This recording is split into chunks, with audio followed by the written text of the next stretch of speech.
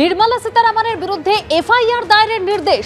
বেঙ্গালুরুর একটি আদালত কেন্দ্রীয় অর্থমন্ত্রীর বিরুদ্ধে এফআইআর দায়েরের নির্দেশ দিয়েছে বলে খবর পাওয়া যাচ্ছে। বাতিল হওয়া ইলেকটোরাল বন্ড থেকে টাকা তোলার অভিযোগে দায়ের হওয়া মামলায় এই নির্দেশ দেওয়া হয়েছে বলে খবর পাওয়া যাচ্ছে।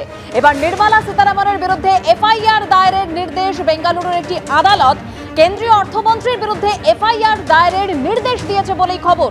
বাতিল হওয়া ইলেকটোরাল বন্ড থেকে টাকা তোলার অভিযোগে দায়ের হওয়া মামলায় এই নির্দেশ। কেন্দ্রীয় অর্থমন্ত্রীর বিরুদ্ধে এবার এফআইআর দায়েরের নির্দেশ বেঙ্গালুরুর একটি আদালতের। বাতিল হওয়া ইলেকটোরাল বন্ড থেকে টাকা তোলার অভিযোগে দায়ের যে মামলা দায়ের করা হয়েছিল সেই দায়ের হওয়া মামলার ক্ষেত্রেই এই নির্দেশ দিয়েছে বেঙ্গালুরুর একটি আদালত।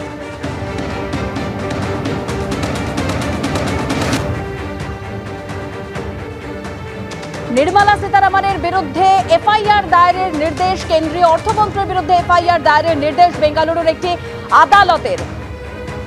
বাতিল হওয়া ইলেকটোরাল বন্ড থেকে টাকা তোলার অভিযোগে দায়ের হওয়া মামলায় এই নির্দেশ দিয়েছে বেঙ্গালুরুর একটি আদালত। এর আগে নির্বাচনী বন্ডকে অসাংবিধানিক বলে আখ্যা দিয়েছিল সুপ্রিম কোর্ট। আর সেই নির্বাচনী বন্ড অর্থাৎ সেই বাতিল হওয়া ইলেকটোরাল বন্ড থেকে টাকা তোলার অভিযোগে দায়ের হওয়া মামলায় নির্মলা সীতারামনের বিরুদ্ধে এফআইআর দায়েরের নির্দেশ দিয়েছে বেঙ্গালুরুর একটি আদালত।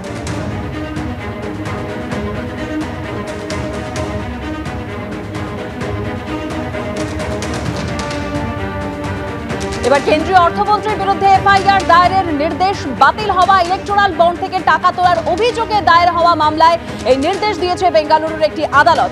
এর আগে আমরা জানি নির্বাচনী বন্ডকে অসাংবিধানিক বলে আখ্যা দিয়েছিল সুপ্রিম কোর্ট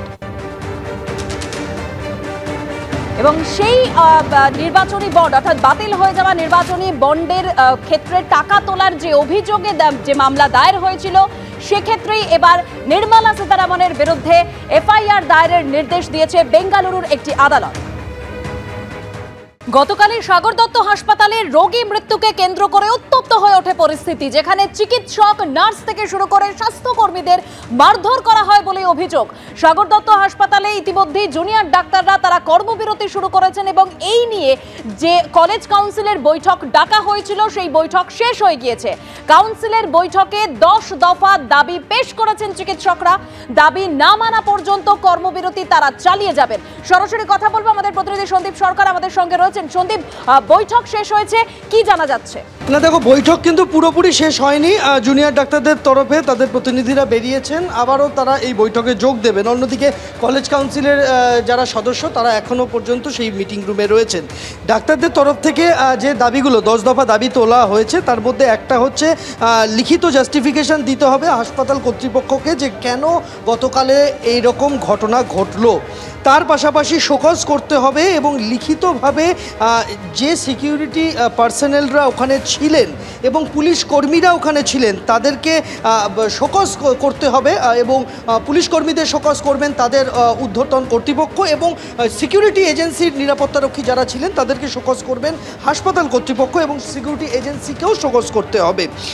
এছাড়া সিসিটিভি হাসপাতালের প্রত্যেকটা অংশে নেই, প্রত্যেকটা অংশে সিসিটিভি না থাকার কারণে এই গতকালের যে হামলার ঘটনা তার প্রত্যেকটা অংশ কিন্তু ক্যামেরাবন্দি হয়নি, এমনটাই দাবি করছেন তারা। তাই সেই সিসিটিভি সর্বত্র বসাতে হবে। এই রকম মোট 10 দফা দাবি তাদের রয়েছে। আমার সঙ্গে রয়েছেন দোয়েল দে, একজন নার্স যিনি ফিমেল মেডিসিন বিভাগে ডিউটি করেন। আপনাদের ওয়ার্ডেই তো গতকাল এই ঘটনাটা ঘটেছে নয় কি? আমাদের ওয়ার্ডে গতকাল ঘটনা ঘটেছে এবং সেটা গতকাল কোনো বিচ্ছিন্ন ঘটনা নয়। এরকম ঘটনা আমরা প্রায়শই হ্যান্ডেল করি এবং 2021 সালে এরকম একটি ঘটনা ঘটেছিল। কি হয়েছিল মোটা সংক্ষেপে যদি বলেন? কালকের ঘটনা 21 সালের ঘটনা যার কথা বলছেন। 21 সালের ঘটনাটা এরকমই একটি পেশেন্টের ডেথ ঘিরে আর কি ওরকম কিছু পেশেন্ট পার্টি এবং তাদের মধ্যে একজন যিনি নিজেকে তৃণমূলের কাউন্সিলর বলেছিলেন, মানে রুলিং পার্টির কাউন্সিলর বলে দাবি করেছিলেন, বড়নগর বলেছিলেন এবং তার সাথে প্রচুর ছেলেরা এসেছিল, প্রায় 45 to 50 গুন্ডা লাইক ছেলেরা এসেছিল এবং তারা ওরকমই আমাদের কালকের মতনই, হ্যাঁ এটা ঠিক যে আমাদের কারোর গায়ে হাত দেয়নি কিন্তু আমাদের ভার্বালি অ্যাবিউজ করা হয়েছে, আমাদের সঙ্গে খারাপ কথা বলা হয়েছে এবং এমন একটা ভয়ের অবস্থা সৃষ্টি করেছিল যেন আমরা মানে ডিউটি করতে না পারি, কিন্তু সেটা আমরা করিনি, আমরা ডিউটি করেছি।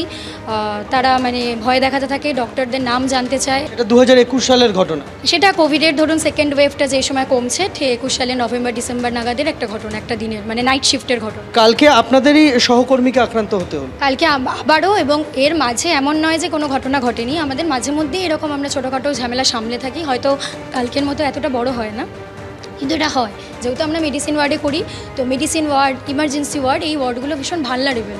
এখানে এরকম মব চলে আসে এবং তারা মানে উত্তপ্ত হয়ে ওঠে, তারা হামলা করে, ঝামেলা করে, গায়ে হাত দেয়, ভাঙচুর করে, এরকম ঘটনা প্রায়শই ঘটে।